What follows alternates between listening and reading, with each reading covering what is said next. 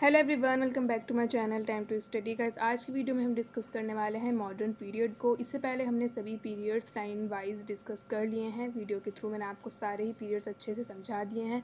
आज हम बात करेंगे मॉडर्न पीरियड के बारे में। तो चलिए सबसे पहले देखते हैं इसका टाइम पीरियड। इसका टाइम पीरियड था गाइस 1901 से लेकर 1945 तक। So let's start. The modern period in English literature began in 1901 and ended around 1945. It was a time of great changes in society, science, politics, and literature. Two World War changed people's thinking, so writers starting writing in new styles. Two new style is called the new style is called sorry the new style is called modernism. Modern period का जो time period है वो 1901 से लेकर 1945 तक है और इसमें बहुत ही ग्रेट चेंजेस हो रहे थे सोसाइटी में, यानी कि समाज में, साइंस में, विज्ञान में, पॉलिटिक्स यानी कि राजनीति में और लिटरेचर यानी कि साहित्य में। यहाँ पर टू वर्ल्ड वॉर हो चुके थे जो कि लोगों की थिंकिंग को, सोच को जिन्होंने बहुत ज़्यादा बदला था। सो राइटर्स जो थे, हमारे जो लेखक थे, उन्होंने बहुत अच्छे अच्छे न्यू स्टाइल्स में लिखना स्टार्ट किया था और इसी न्यू स्टाइल को हम मॉडर्निज्म कहते हैं। आई होप सो आपको बहुत अच्छे समझ आ गया होगा। चलिए देखते हैं, जो हमारा मॉडर्न पीरियड था ये हमारा डिवाइडेड था 3 पार्ट्स में। चलिए सबसे पहले हम फर्स्ट देखते हैं एडवर्डियन पीरियड, जिसका टाइम पीरियड था 1901 से लेकर 1910 तक। The Edwardian period is named after king Edward 7 who ruled England after the Victorian age. Main features थे इस हमारी सब एज के, ये सी में आता है। Writers focused on real life. They describe middle class and upper class society. Literature became more realistic and writers focus on real life and ordinary everyday problems.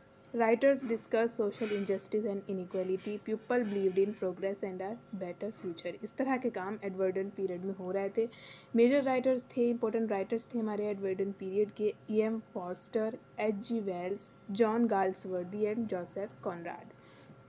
Second देखते हैं जॉर्जियन पीरियड, जिसका time period था 1910 से लेकर 1936 तक, यानी कि जहाँ से एडवर्डियन पीरियड का एंड होता है वहीं से जॉर्जियन पीरियड स्टार्ट होता है।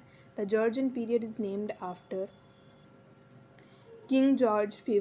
During this period, World War I 1914 to 1918 greatly affected people's lives. Literature reflected both the beauty of nature and the pain caused by war. ये सेकंड पीरियड था जो कि रूल कर रहे थे यहाँ पर किंग जॉर्ज फिफ्थ, और यहाँ पे लोगों के पीपल्स की जो लाइफ थी, इनके जीवन थे, बहुत ज़्यादा अफेक्ट हुए थे because of world war first. And जो यहाँ पे साहित्य था वो अफेक्ट हो रहा था ब्यूटी यानी कि सुंदरता से, नेचर यानी कि प्रकृति से, और बहुत सारे पेन, दर्द, दुख से जो कि लोगों ने वॉर के दौरान सहा था। फीचर्स देखते हैं इस पीरियड के मेन। फर्स्ट पॉइंट है love for nature and rural life. Second है patriotism at the beginning of world war first.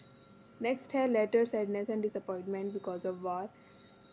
Emotional and lyrical poetry, ये इसके मेन फीचर्स थे पीरियड के। इंपॉर्टेंट राइटर्स देखते हैं Robert Brooke, Walter de la Mare, D.H. Lawrence and Robert Graves, ये important writers थे इस पीरियड के। चलिए लास्ट देखते हैं इंटरवॉर पीरियड, जिसका टाइम पीरियड था 1918 से लेकर 1939। The interwar period is the time between world war first and world war second. After world war first many people lost hope. Writers express feelings of fear, loneliness, confusion and uncertainty. ये time था guys world war first and world war second के बीच का। यहाँ पर लोगों ने अपनी hope जो थी वो ख़त्म कर दी थी, खो दी थी, और राइटर्स ने अपनी रचनाओं के थ्रू, अपने वर्क्स के थ्रू लोगों की फीलिंग्स को एक्सप्रेस किया था। लोगों के जो फीलिंग्स थी वो थी डर था, लॉनलीनेस यानी कि अकेलापन था, कन्फ्यूज़न था, ये चीज़ों को यहाँ पे राइटर्स एक्सप्रेस कर रहे थे। मेन फीचर्स थे इस पीरियड के rise of modernism, psychology, study of characters, loss of faith in old tradition, influence of science and technology. Important writers देखते हैं इस पीरियड के T.S. Eliot, Virginia Woolf, James Joyce, W.B. येट्स।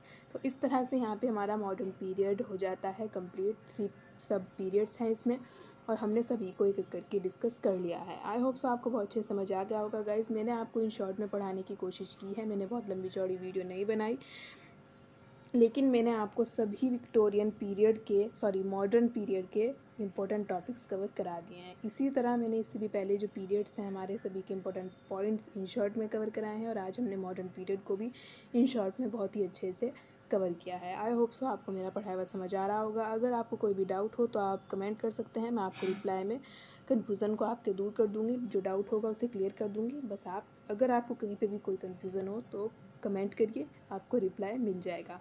I hope so आपको आज की video अच्छी लगी होगी। If you like don't forget to like share subscribe. और आपसे अगर कोई भी वीडियो मिस हो गई है तो आप चैनल पर जाकर प्लेलिस्ट चेक करिए, आपको सभी वीडियोज़ लाइन वाइज वहाँ पर मिल जाएंगी। ओके गाइज, मिलती हूँ नेक्स्ट वीडियो में, तब तक के लिए goodbye, thanks for watching.